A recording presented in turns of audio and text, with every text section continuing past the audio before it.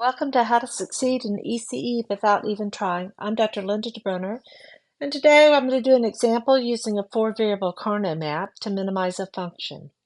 The function I've selected is f of wxyz is equal to the sum of minterms 0, 1, 2, 3, 6, 7, 8, 9, and 11.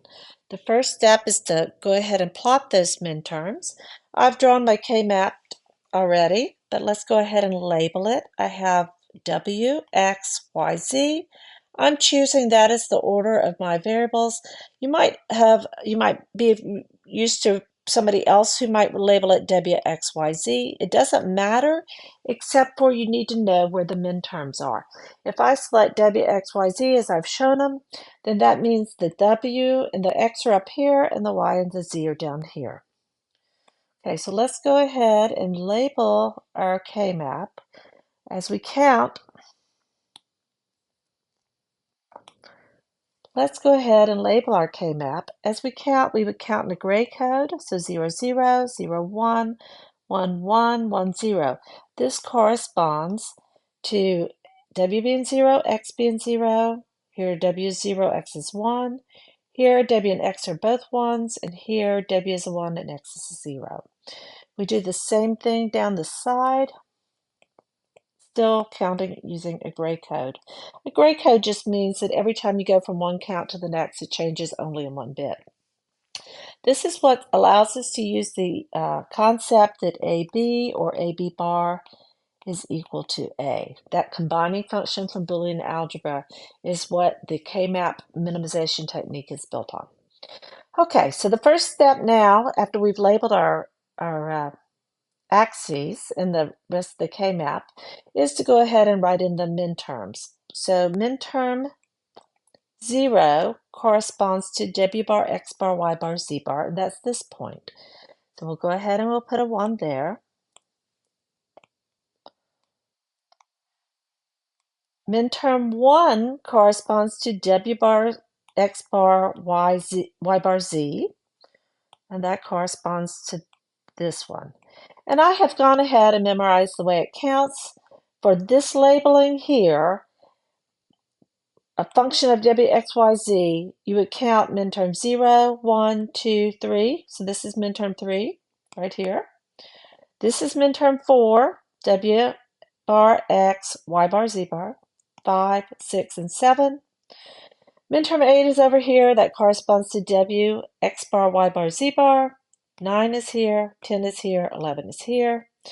12 is this term, is this square, WX, Y bar, Z bar.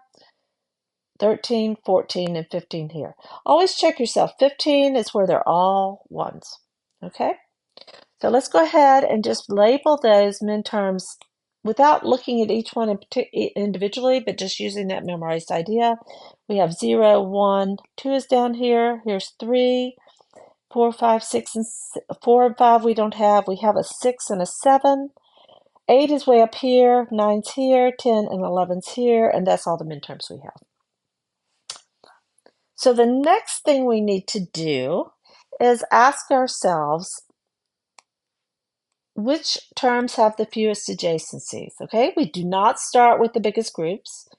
We always start with the terms that have the fewest adjacencies. So you can either look at each minterm and count its adjacencies, or I like to just look for any terms that are by themselves that aren't adjacent to any other squares. And in this case, we don't have any. And then I like to look at those that have one square adjacent to them. You have to be careful with that, but we'll look at that. So let's see if we have any with one square adjacent. Let's go in an orderly way. This term is adjacent to this term, but it's also adjacent to this term over here. So we have an adjacency here and an adjacency here. Because remember, the K-map,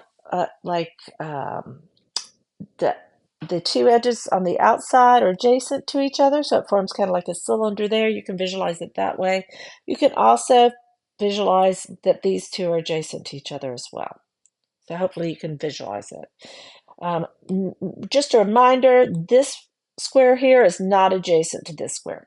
Okay, so let's just go ahead and count our adjacencies again. We have this minterm 0 is adjacent to minterm 1 and minterm 8. Okay, so that's 2. This one is adjacent to 3, right? This one's adjacent to 1, 2, 3, 4. So far we've got a 2 here. This one's adjacent to 2. That's good. This one's adjacent. This one down here is adjacent to 1, 2, and that one up at the top. So 3. This one's adjacent to this one and this one. So that's 2. So we're looking for one that's adjacent to 1. Okay, here we have this one is adjacent to this one and this one, so that's 2. This one's adjacent to this one, and this one, that's 3, and this one's adjacent to 2. So any one of the ones that's adjacent to 2 we can start with, you will get a correct answer. Depending on where you start, you might get a different correct answer, but it will still be correct. This is adjacent to 2, this one was adjacent to 2, and this was adjacent to 2, and this one was adjacent to 2. So I can start with any of those. Let's just go ahead and start with this one. No reason not to, except for it's, it's like it's in the middle, so I like it. I'll go ahead and I'll do this group. So this term, is it in a group? Is it a group of size 16? No. Is it a group of size 8? No. Is it a group of size 4? Yes. Now remember, you must do powers of 2, right? So this is a group of size 4 like here. So let's go ahead and circle that. And that corresponds to, I like to write them down as I go. That corresponds to W is a 0, so W bar, and Y is a 1. Okay, so let's look at this. So W is a 0 for both of them, and Y is a 1 for those. Also note that Z changes and W and X changes. Okay, let's look for the terms that have 2 adjacencies. This one had 2 adjacencies, and this one had 2 adjacencies. And this one had 2 adjacencies. So let's pick one of those. It doesn't matter which one. Let's pick this one. Is it in a group of size 8? No. Obviously not in a group of size 16 either. Is it in a group of size 4? Yes. In fact, it's in a group of size 6, but that doesn't help us. We must use a group of 4 or 8. It has to be a power of 2. So let's go ahead and, let's go ahead and do that group here. And that corresponds to X being a 0 and Z being a 1. So this group corresponds to W being a 1 and X being a 0, but this corresponds to W being a 0 and X being a 0. So you have to remember to look at the whole group. That group corresponds to X being a 0 and Z being a 1. So that corresponds to X bar Z. We still have some ones that aren't covered. Again, you would start with the one with the fewest adjacency. Doesn't matter, they both have 2. So let's start with the one minterm 0. And we look at that and we realize that minterm 0 is not a group of size 8 or 16, but it is in a group of size 4. And then we'll do this group right here and this group right here. And that corresponds to X being a 0, so X bar, and Y being a 0, so X bar, Y bar. And there's our minimized function.